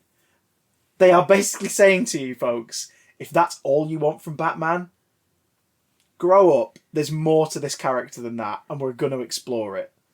And I really hope they do, because it's such a hopeful ending. Yeah, it's so hopeful. We got a hopeful ending in a Batman movie. Like him and Alfred reconciling. Yeah. That was really upsetting to watch. The fact that most of their scenes, Bruce was so like, you are a function. Yeah. Like, he doesn't treat him less than a person, but he's like, I know what you're going to say, and I don't care. Yeah. There's no partnership, and that's kind of sad, because even in the Burton movies, like, and you know, especially in Batman Forever, like Alfred and Bruce in those 3 films, it's a partnership. Like, Bruce is on a mission, Alfred's assisting him, they work together. The Nolan movies nail it with the Bale and Kane versions of those characters. Even Jeremy Irons gets a bit of that in the DCEU stuff so far. There's very much a thing of he smacks Bruce around the head a bit. He's like, what the fuck are you doing? Fans of Gotham have all sort of said, like, you know, the Bruce and Alfred relationship on that show is a lot closer to kind of what you imagine it to be. And this film didn't have that. And I was like, oh, this is really jarring. And then you get through that thing where you realise that, dude, he really cares about you. Yeah. He cares the absolute heck out of you and wants to look after you, not just because he feels he owes it to your mum and dad, but because he can see what path you're going down, and he doesn't want that to happen. I also love the way that Alfred kind of joyfully helps him decipher clues, but almost has to do it away from Batman. Like, Bruce has to stumble across the breakfast table to see Alfred working on the cipher, to accept that Alfred's helping him, because he's like, oh god, you've done loads of it. Yeah. It's like, good, there we go. The Batcave isn't a disused underground train station under Wayne Tower. Yeah. But it still feels like a cavern. Yeah. Great. Yeah. Great touch. I mean, it is using, like, more quote-unquote grounded industrial and urban design, but exaggerated in a similar way to the Burton movies. Yes. Where it just feels bigger and more gothic and slightly heightened. The Batcave's a great example of it. The Batmobile, can we fucking talk about that beautiful monster? Oh! This nasty-ass muscle car. Oh, it just sounds dirty. Debuts, like, around the hour 50-minute mark. Well, you see it in the background. You see it under the tarp. Under the tarp, yeah. And never see it out full, and you see bits of it, like he's working on the engine.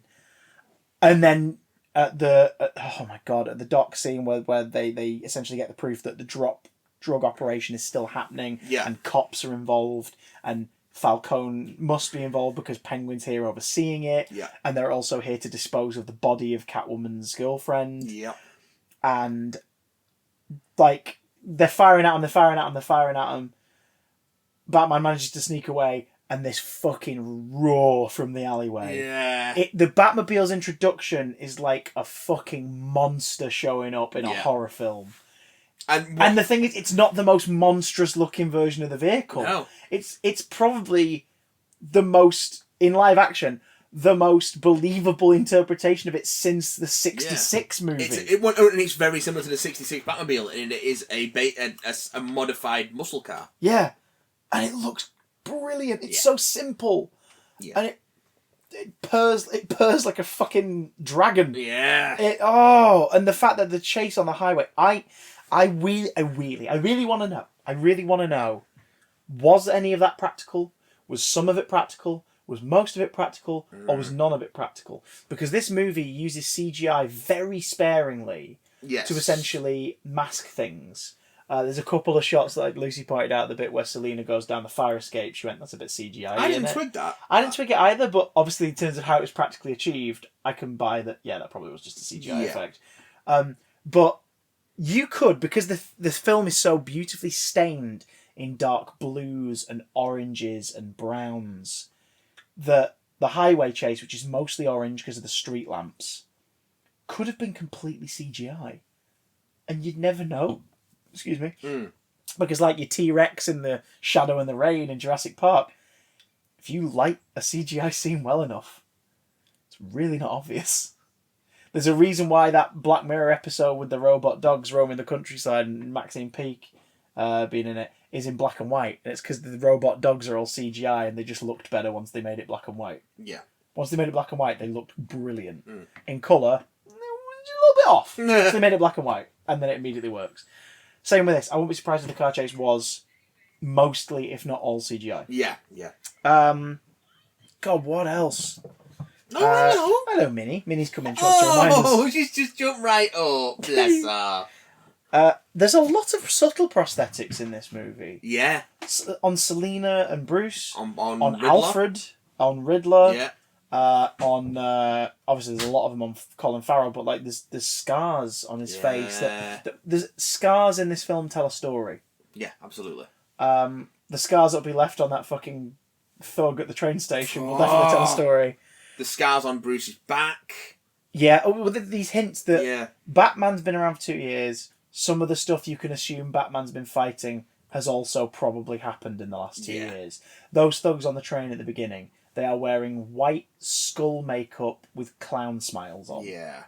One of them, and I think this is more just a nod, one of them is half a painted face. Well, he's and I the don't new think that's one. a Two-Face nod. I think it's a he's the new member. It's clearly some kind of gang initiation that he doesn't quite go through with, and then Batman. But the fact that it's halfway down is okay. Yeah. I see what you're doing. But like those guys, they're in skull clown makeup, and it's like, okay, interesting. Because who do we meet later on, or not quite meet? Druig. Barry Keoghan. Yeah, is plays a mystery Arkham inmate who has a little chat with Riddler towards the end of the movie. And, you know, he's an odd person, but he mentions being a clown, and then he starts to laugh. And laugh. And laugh. And it's a proper sort of like giddy chuckle. Yeah. You know what? You see just enough of his face to see that he's got a very, very pale complexion, but it's orange wash, so you can't tell if he's bleached white or just really pale. Looks like he's sporting some facial scars around his mouth that are exposing his teeth. Mm-hmm. And they've mentioned that the design of the unnamed Arkham prisoner is based on like the man who laughs. Yeah. Like the thingy. I can't remember the bloody name of the I know the one. director now, but the movie that the Joker's appearance originally was based Conrad on. Veidt. That's Conrad Veidt. Yeah. Which in that it's less disfigured scars. It's more the rictus grin is just constantly on his face. Obviously, if you've got like skin or lip removed around that area, you would have a constant grin on your face. He's got like Brian Boland Joker hair. Yeah. Like it's the big sort of quiff, and you can see that it's either a green or a powdery bluey green in the light. Only scene in the movie that was unnecessary to me. Like, I don't mind it because, we're going to keep telling stories. But also, we're going to get Joker. Well, they've also said that the Joker will not be the antagonist of the second film. Because he's going to be an antagonist in the third film. I don't see. Do you know what I think you do? I think you do what Ledger wanted to do with Dark Knight Rises. I think you just have him be a part of the makeup of Gotham. There was a scene in an early version of the script. Yes, when Edward first comes to Arkham, right? No, it's while Batman's working on the case. Right, okay. There's a scene in which, Silence of the Lambs style, he goes to Arkham to consult with Joker. Right. On the case. I guess they streamlined it so they wanted it to be more. No, this is all Eddie's brainchild. This plan. No, Batman. Oh! Batman goes to Arkham Silence of the Lambs style. Okay. And talks to Joker about it. I guess there must have been more of a connection that he might have had to it, maybe. I mean, the implication, the fact that Joker is in Arkham State Hospital means that they've already fought. They've done something already. Yeah. Which is cool. I like that. Yeah. Because it's sort of the makeup of the... the reason why I didn't hate it as a scene is because it felt like a scene that would just happen in a Batman comic. Exactly. Where, like, the new villain ends up getting admitted to Arkham or whatever, and down the hall he's like, first time? Yeah. Whatever, and you just sort of go, there we go, he's joined the Rogues Gallery. It's like the Riddler has joined the Rogues Gallery. It makes it feel like we're coming into an established Batman. Yeah. Which we are. we asked his permission first. He was very thankful. But yeah, it's I don't mind that at all. It's the only scene where you could have taken it out and the movie would have been unchanged. Yeah. But it's still a nice little tag. The more exciting prospect to me, though, isn't, the Joker might get involved next time. The more exciting prospect to me is, how is he going to now be a symbol of hope? Like, are we going to see, like, aesthetically, are we going to see more colours within the costume, maybe? Are we going to have more scenes of him in daytime? Is the next movie going to be set more at winter, so it's like blaring whites and blues instead of dusky oranges and the browns of like, you know, the city at night? Are we gonna you know, have a Batman that is more publicly visible? I wouldn't hate that, because then he still can play. Because that's the thing as well. The start of this film, it's like the signal's not just a calling to me. It's a warning, and you're like, yeah, but you know, hardcore Batman scribes and lovers would go, it's also meant to be like a symbol of hope to the people of the city that don't worry, he's on the case. Yeah. It can also be a symbol of to shit up the criminals. Yes. It shouldn't just be that. Yeah. So the fact this film ends the way it does, I can imagine this Batman Returns in it and just being like, yeah, I'm just going to pull the Batmobile up in the middle of a skirmish and deal with criminals in front of everybody. It feels... Like, why not? I can operate in the shadows, but I can also just show up and save people. It feels like what they're setting up, though, is a move towards Bruce Wayne being the more public part of it. And because there is the whole subplot in this with Bella, the mayoral candidate, wanting to work with Bruce. When I looked up the actor, she's like 24, 25. Yeah, she's super young. Yeah. My God, congratulations. Yeah. Welcome. There's a lot of great actors in this, of all sorts of ages and shapes and sizes and styles and everything. It's lovely to see them all. Yeah, it's good. But, like, yeah, when I looked it up, I was like, my God, well done. Congratulations. You've played the mayor in a Batman movie in your 20s. Last mayor in a Batman movie, you remember? Mariah Carey, Lego Batman movie. And she's Batman in disguise. She's not even the mayor. Because remember, she unmasks at the power plant and it's Batman. Before the whole the metal sequence began. Da da da da da da da. Who never skips leg day? Batman. Who always pays his taxes? Not Batman. Shut up. God, I want to watch that again now. Shut up. So good. I think because there's that whole subplot with her trying to engage Bruce. Yeah, like your parents used to do so much great work for this town. Like work with me, help me. And now we learn that like they weren't shitty, because I was a bit worried about that. Batman the Telltale series, the first series of the game, told a story where it turns out the Waynes were actually involved in organised crime. Yeah. They weren't like the hot shots, head honchos, but they were involved, and they overlooked a lot of things. Yeah. And they collected money for a lot of things. Yeah. And the whole point of that is Lady Arkham shows up, the character who's basically here to expose corruption in Gotham. Oh, sounds similar. And I was worried that this was doing that too. No, it just reveals that to protect his wife and his son from scrutiny, a wife who it turns out we learn that Martha Wayne had a troubled history of mental health episodes and that landed her in a version of Arkham State Hospital on numerous occasions. We also learn in this version that she is an Arkham. So they set that up. So it's this whole thing of like, yo, it's kind of tragic. Obviously, the idea of this family set up an institute to help care for people in its heyday, and the most notorious, famous inmate recently has been like the daughter of the legacy, and isn't this bad? He makes a choice to try and get that from being ignored and not leak out to everybody, to protect his wife and child, not to protect his political campaign. Yes. So he's a good man who makes a tough decision in a difficult time that unfortunately is the first domino that leads to his death. Yeah. The criminal underworld and the corrupt police taking over the Drops operation, and I was so happy the Waynes didn't turn out to be scumbags. Yes. Is what I'm saying. Yes. But also they weren't scumbags, but they weren't like uber pure paragons. And Bruce kind of realises that over the film, that what I'm doing is not exactly angelic or the right thing to do at all, is it? I'm beating people halfway to fucking death. Like, for minor crimes. Like, what am I doing? Mm-hmm.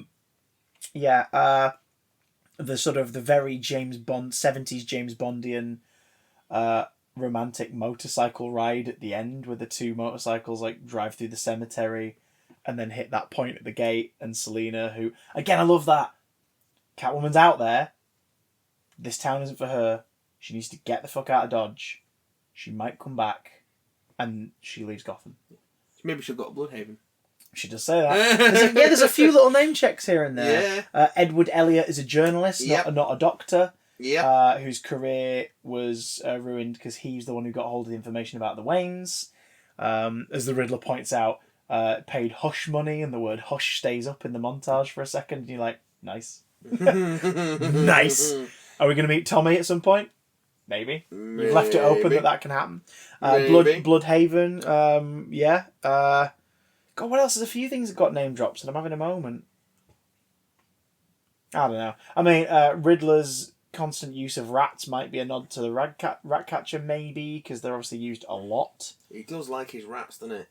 And we realise later it's because they used to fucking nibble at the kids in the orphanage's fingers at night. After the place started to break down and no one was looking after it. Yeah. It wouldn't surprise me if that orphanage ends up being a sort of hothouse for Batman villains. Could be, yeah. Yeah. Let's talk about the certificate. Yeah, so this is a 15. It's a 15. It was a 12A to a point.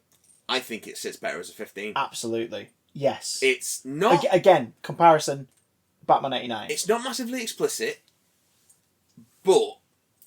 It's implication. It's not bloody, but it's incredibly violent. Yes. Great description. It's not bloody, but it's violent. And the violence has weight. This is scary the Batman. entire sequence at the funeral service at the church with Coulson and the bomb strapped to his neck. Like, horrifying. Proper horrifying. Yeah. When it says strong threat in the certificate at the start of the movie. We sort of joked a little bit. We were like, alright, steady on. Strong threat language, No, there is strong threat. It is. This is intense. Not in a graphic way, but in a tonal way. In a atmosphere way. This isn't for kids. It's not for kids. It's not for kids. Like, Batman 89 is a 15 certificate. Yes. If you watch it now, you might go, there's more of a 12, really. But that's more to do with how sensibilities and times have changed. Yes. For a Batman movie existing right now in this moment, this is a 15. I think 15 absolutely. It's an R rating. It's a well, I think it's PG-13 in America. Yeah. But it's like a hard PG-13. It's one of those PG-13 in the States is one of those over here that can go 12A or can go 15. Yeah. Depending on the movie. A couple things can tip it one way or the other. Yeah, because a lot of like PG-13 horror films in the States are 15s over here. But again, as far as Batman movies go, is this the most violent? I'd say so. Yeah. Considering like the punches in Batman v Superman are like him punching Superman, and it's not really even seen or felt in the way where you go, oh, that's real violence, and I'm scared by this. Compare something like the warehouse fight in BVS to this. The warehouse fight is very impressive and stuff, but it feels a bit weightless. Whereas this, it's a bit more video game, in both good and bad ways. Yes, yeah. But this, he's fucking wailing on these people. I mean, we see one of those shots in the first trailer. Yeah. The bit where he just grabs the guy, just punch, crack his arm, punch. You're like, oh my god! And you don't see the punches connect. No, it's all from behind the guy, and then he's out of frame. You feel it. Yeah. Oh god, do you feel it? Yeah.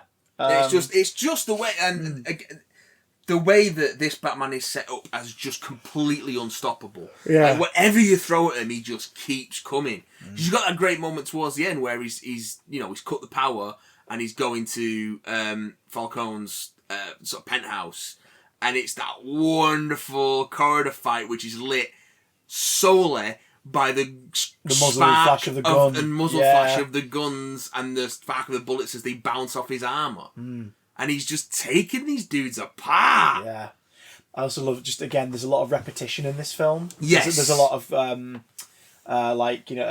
doing things in threes and seeing where the result goes. One of my favourite ones being the club. Yes. Which is the knock on the door the first time as Batman. Do you know who I am? With the twins. They don't want to let him in, so he beats the fuck out of him and gets in the club. Second time is Bruce Wayne to talk to Falcone, and he's like, do you know who I am? Yeah. And the twins are like, yeah, Bruce Wayne, right? Yeah. And they let him in. And then the third time, knock on the door, one of them opens it, there's no one there, they step out to see who did it, and him and his hoodie and all of his gear just fucking sneaks past him into the and closes the door! Closes the door. That's really cool. I like the fact that he sort of goes around incognito, goes where he needs to be, gets into the costume, and then does his thing. Like, I like that. It's very... He's not patrolling the rooftops. No. He's patrolling in the crowd. Yeah. Sees something that makes him go, red flag, goes into an alleyway, changes. Yeah. Yeah. And it's clearly an outfit that he's made that he can get it on and off quickly. Yeah. And I mean, when he glides, even like he has a cape, but when he glides, it's a wingsuit. It's a wingsuit. Yeah, it's really neat. Which you can see, like, as he develops, he'll probably develop a glider version. But it's also why his the, cape is sort of thick the way it is and ribbed the way it is because it's part of the wingsuit. Yes. Oh God! And I love the collar on the cape. Boot. There's a lot. I love the collar on the cape. The collar's great. There's a lot of emphasis on boots in this film. Oh, big boots! Boots get a close massive holster for his grapple gun. Yeah. Just as a signifier of like what kind of character you're dealing with in their style. Like Selina's boots are used as a plot point for identification. Yeah, but then there's lots of shots of the way she kind of like sneaks around things or like climbs up stuff.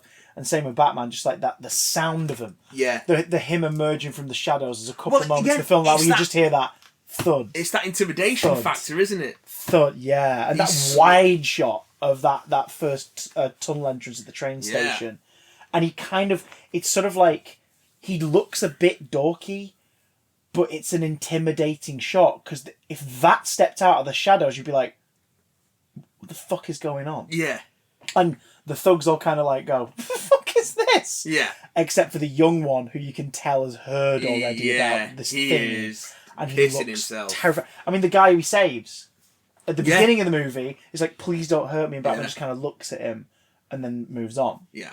At the end, you've got the little girl, the young woman, holding on to him, he's wanting to let go. And you can see that progression. You can see he's gone, the fuck am I doing? Again, like, Gotham doesn't deserve this version of me. Things coming in threes. Yeah. You see him. He sees the mayor's son. That's my after he's murdered, and it has that moment with him, that sort of eye contact with him as he's leaving the crime scene. He sees him again at the funeral as Bruce, and then one last time, and then last time when he's in the rubble in Madison Square. I mean, Gotham Square Garden, and he's pulling out the rigging to Hector. Everyone's kind of frightened of this dude. He reaches his hand out, and the first person to take his hand is the boy. Yeah. That boy that was the origin story. Yeah. Like that kid was you guys know it. We're just going to let you know that he's thinking back on it now. So, favourite moments or shots in the movie? I can say my favourite 3 off the top of my head. Absolute favourite shot is the first time he locks eyes with the mayor's son. Yeah.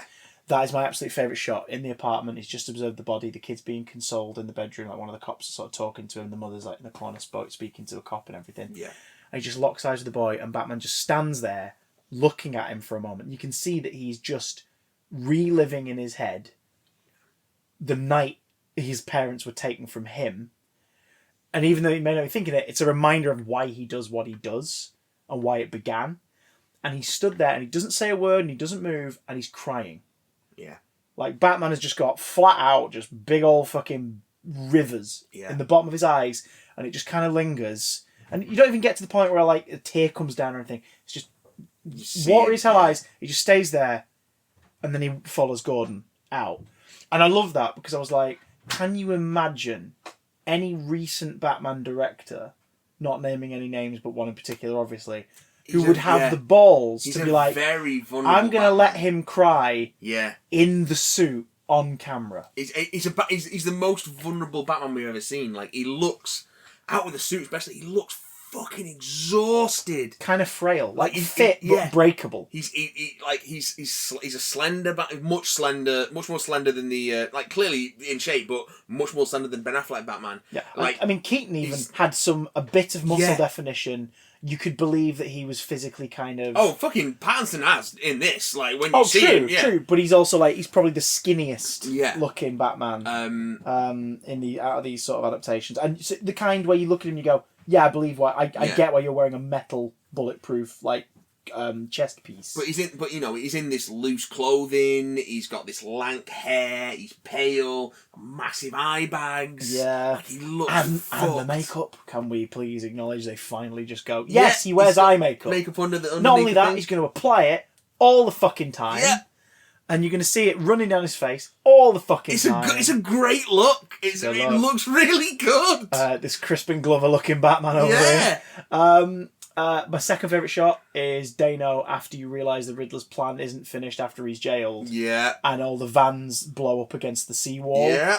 And you just see the shot of him in his like, let's face it, cell at Arkham, looking out through the window, and you can't hear him through the glass, and he's just going, boom! boom every time one of them goes off, and he looks so happy. He looks so happy. So fucking good in this. He's so believably, like, unhinged. Yeah. You almost feel bad for him for a moment, and then you realise, no, this guy is dangerous. He's so fucking dangerous, and he knows he's being willfully dangerous. He isn't doing this thinking no one's going to get hurt except the people he wants to hurt. He knows people are going to die. So much so, he's recruited a bunch of fucking incels with cling film masks and fucking rain macs and guns. The third act is a militia made out of Riddler's Twitter followers.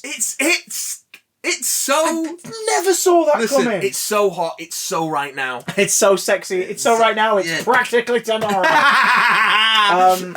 It's really clever. And again, mirroring in this film when Batman beats the shit out of that dude, and then the police ask him who he am, and he says, "I'm vengeance." Yes. And that's the moment where Batman's like, "Oh fuck, I'm the bad guy." Yeah, I'm putting out the wrong idea here. And the fact that it's the same guy who talks to him at the cathedral. Yeah. Oh god, they cast a lot of really distinct looking actors in this, and by distinct, I'm not saying cast a bunch of ugly actors. I mean people with interesting faces. Yeah. Pattinson and like Kravitz included. Yeah, beautiful people. The whole cast of beautiful people. Jeffrey Wright, Stone Cold Fox.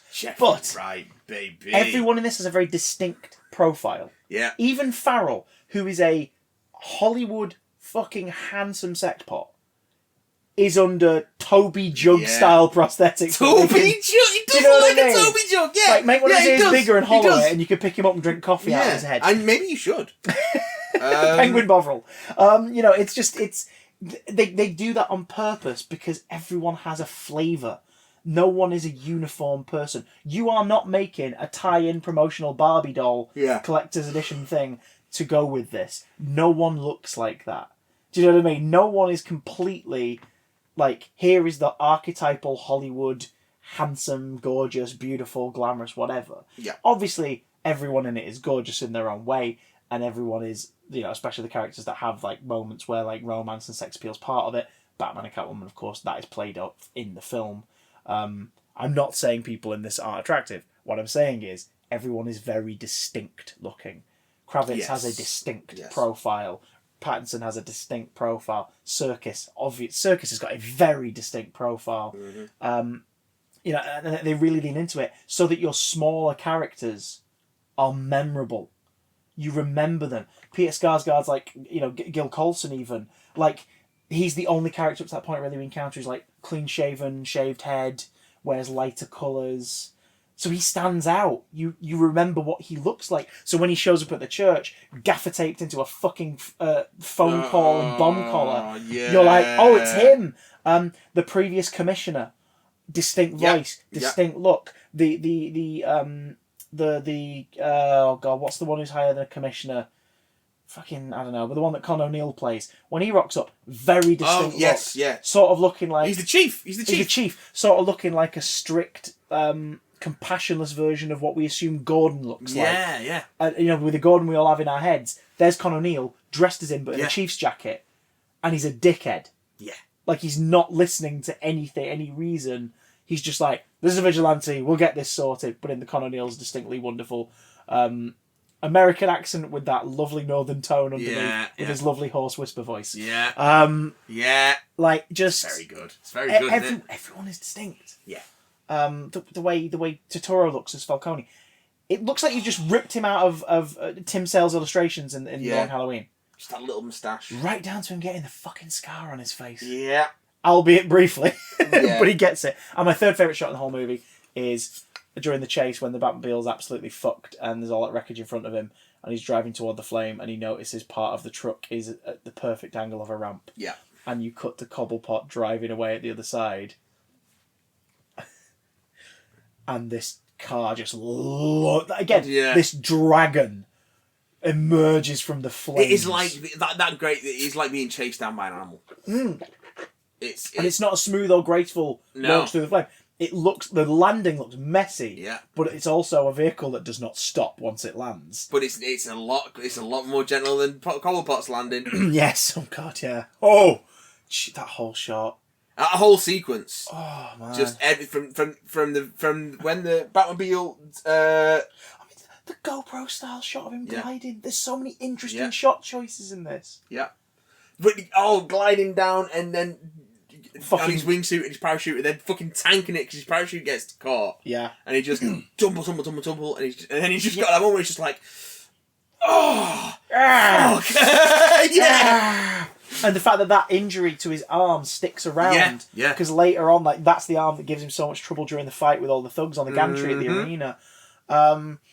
The one that hurts him so much he nearly passes out from the pain. Yeah. And can't save Selina, so hits the adrenaline, which, like you hinted, it's probably Venom. Probably Venom, innit? Yeah. It's probably Venom. Like, he's left Reeves has left enough little avenues that aren't like, but if you want to, you can use them. The mention of Edward Elliot. Yeah. He's giving himself room to work. And Elliot, who has legitimate grievance against the Wayne family. Yeah. Just like his son probably will do. Yeah. Like, the Joker exists. Yeah. And his role in this essentially is just like, you know what? You're pretty fucking great. Well done, you. They're going to remember... Because that's the Riddler's thing. He's like, that everyone's going to forget you. And he's like, no! He's having a proper tantrum, like a toddler. And then the Joker's like, oh, God, now everyone's going to remember you. And hey, you also got a friend out of it. So basically... Yeah, it's very good. I'm encouraging this behaviour. If another person shows up in the cell next to you, oh, look, it's a DA and half his face is melted. You killed a few people. Don't worry about it. You're going to do even more work. It's going to be amazing. Yeah. Even if the Joker's never a main villain, but he cheerleads everybody into creating this atmosphere in Gotham, then he's done the Joker job. For a moment, because I couldn't see the face. You thought it was Two-Face. I did think it was Two-Face briefly. Because it's the left side of his face, you see. Yeah. And I was like, oh, his face off. Oh no, all his face is. I mean, they've cleared the way for a DA. Yeah. Gil Colson gets killed. Yeah. There's a DA opening. Yeah. So just all these little seeds that aren't aren't telegraphed, but they're just there. Yeah. It Stuff feels to organic. Green adrenaline shot. Boom. There we go. And I take one of them will be him tanking it when his glider and the parachute fucks up and he crashes. Yeah. Because in the next movie or the third installment, you're going to see him make a similar glide with like a improved cape. Yeah. And he's going to fucking nail it and he's going to look brilliant. Well, it's a relatively low. Probably save a baby from a tree or something. Yeah. Like as he does it, and then be like, there you go. It's like in his blue and grey suit. It's a relatively low tech suit, or like a relative it looks all custom made. It's not sleek. Mm-hmm. It's not slick. So it would be cool to see that sort of evolution of his technology as he goes through. I think as it goes on, the suit will simplify and become closer to the comic book archetypal look for Batman. I do like a lot of the suit design. Like, I love the sort of metal rods around the wrist. I love the look of the armoured torso section. I love the big combat pants and the boots. It's very year one. It's very Earth One. Very Earth One. Yes. Yeah. And if in the next one they'd like to put a little yellow thingy around that symbol, I'd be very happy. Because don't shy away from it. It looks cool. It looks good. God damn it. It's a target as well. It attracts bullets to the centre of his chest. Much like his sidekick in Bright Colours, because he's totally going to re-establish Wayne Manor as the orphanage again. He's going to put his money into it. He's going to thingy it. And he's totally going to meet that's what I mean. That's what I was, like I was talking about earlier. Yeah. I want to see a more active Bruce. I want to see him take voiced by Michael Cera with big goggly glasses. There we go. It's like, the kids will call me Dick. Well, children can be very cruel.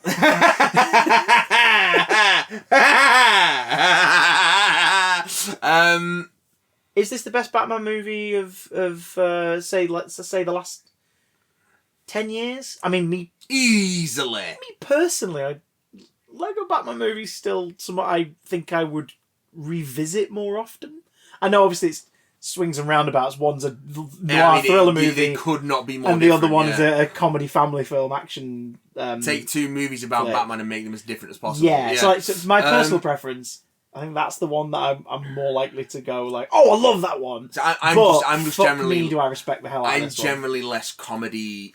I find it harder to revisit comedy than I do any other genre. Okay. But your Batman can't fight off the Eye of Sauron and the Kraken and the Wicked Witch. You're a fish, and you're a fish.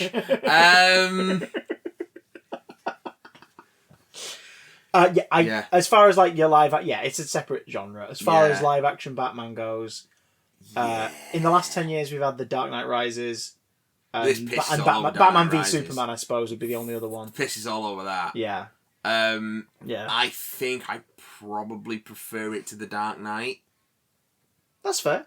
That's fair. But I don't know. I think for me, still, The Dark Knight's probably just above it, but This is just, it's got more of what I like in the Batman thing in that the one. thing that this has that I feel like was missing from the Nolan trilogy in retrospect is that gothic feel, like Gotham in. It's in the name. Yeah, Gotham in Dark Knight and Dark Knight Rises could be anywhere.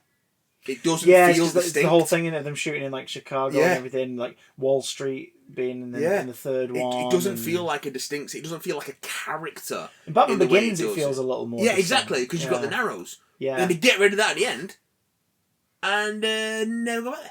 Yeah. So it just looks like another city. He relocates to a bright, shiny garage under a dock. It's too bright. And his apartment is all windows Yeah. and looking out on the cityscape, a very normal-looking cityscape. Yeah. Whereas this has that sort of heightened gothic feel to it, which is for me is very Batman. Mm-hmm. That's Batman for me.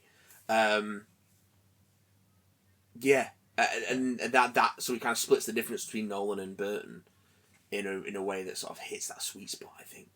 Okay. And last week we talked about who's the best cinematic Batman. It's probably too early to say since we know that they want to do more with him. I'm giving 2 ears up to our parts. Yeah. I'm looking forward to Yeah. seeing if they go, this Batman's now got to craft a Bruce persona. Very good. This Batman is going to become a lot less I work alone. Like he's about to open up more and be more hopeful as an outlook. I'm interested to see a Batman that's going to evolve. Yeah. That's the thing. And I really hope he does. Yeah. I'll be very disappointed if they do another one of these and it's exactly the same. Exactly the same. Yeah. Because that kind of, especially if Matt Reeves is involved, which I mean he should be, because that's what he wants to do. It just. If we want more of the world of this movie, it's coming. The Gotham City Police Department series is set prior to this. First year of it, it's Batman Year 1, but from the police departments. Yeah, so there's more of that level of stuff. Organised crime, they'll probably do a few Batman villains. Like that's if you want more of that tone, we've got that coming. Let the films evolve. Let the films go elsewhere. Yeah. And in the meantime, we've got something that's going to be set after this movie too. The Penguin series that they've commissioned. Shit, yeah. Farrell has now, as of this week, reportedly signed on.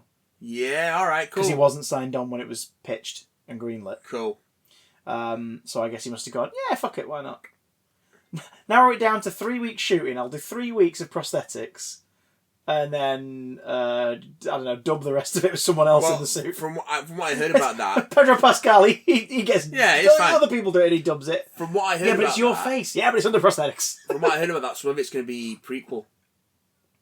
So it's going to be flashbacks and stuff. So the reason why I thought it might... Oh, partially prequel, you mean? Yeah. Yeah, okay. So I was going to say, it said it's about his rise to power, and I'm like... Surely that'd be set after this, because it shows him solidifying him. I reckon it'll bridge the gap between this and the sequel, from Penguin's point of view. He's totally going to host a gala event in the next one, and he's going to have a top hat and tails. And it'll flash... and it wouldn't surprise me if they do a bunch of flashback stuff where he's in less prosthetics. Yeah. Yeah. Like a younger Oz. You are El Radalada, isn't it? The website's up, and as the end after the credits suggests, that website is up, and you can look at it, and you can talk to someone on the other end of it, folks. So go check it out. Fuck me, what else? Oh yeah, The Bubble looks fun. That trailer came out this week. Anyway, what did you lot think of the Batman? Because we said Pedro Pascal, I just remembered. Oh yeah, he's in that, isn't he? Did you see all that stuff? Yeah. Cliff Beast 6 and The Bubble. I also saw the trailer for the Bullet Train. That looks fucking great. That looks really good. That's do you remember I said it was a Deadpool 2 director? Yeah, you can kind of feel it. Yeah. But the concept is so brilliantly executed based on the trailer. And Brad Pitt just looks effortlessly fun in the lead. And a great supporting cast like Joey King, Brian Terry Henry. I think Brad Pitt's one of those actors where he's actually got quite good comic chops. Yes. Has been caught up in the leading man. Hugh Grant. Yeah. Same thing. Like, he's finally embracing his destiny as a character actor. Yeah. It's just taking Daniel Craig. It's just taking him getting a bit older, Yeah. getting away from movies on purpose for a bit, and then coming back and be like, "Hey, Guy Ritchie, what's this Michael Caine-like character? Can I play him?" You know, "Hey, Paddington 2, you need a villain? I'm free." Yeah. Yeah, exactly same with Daniel Craig. Like, but Benoit Blanc has now sort of given him free reign to be like, and that and Logan Lucky before it kind of has made everyone go, "Oh God, he's a character actor." CSI KFC. Oh, Evans. Oh, you're great. Do you guys like the Batman? We want to know. We also are about to open a floodgate. Oh! Keep an eye on our social media because we'll give you some prompts over there. But next week, we're going to chat about something that we're both lifelong fans of. Yes. But are reluctant to answer questions about. Spooning. And also Doctor Who. If there's anything you've ever wanted to ask us Doctor Who related, we are giving you permission Yes. to do it. Yes. bigdamcontact@gmail.com. Yes. You can also @BigDamnCast on Twitter. Yes. And you can support us at patreon.com/BigDamnCast. Believe me, it'll be worth it. Things are coming. But first off, I think it's about time we let you guys just ask whatever the fuck you want about Docky Who. Yeah. Let's do it. After all, 298 down. 2 go.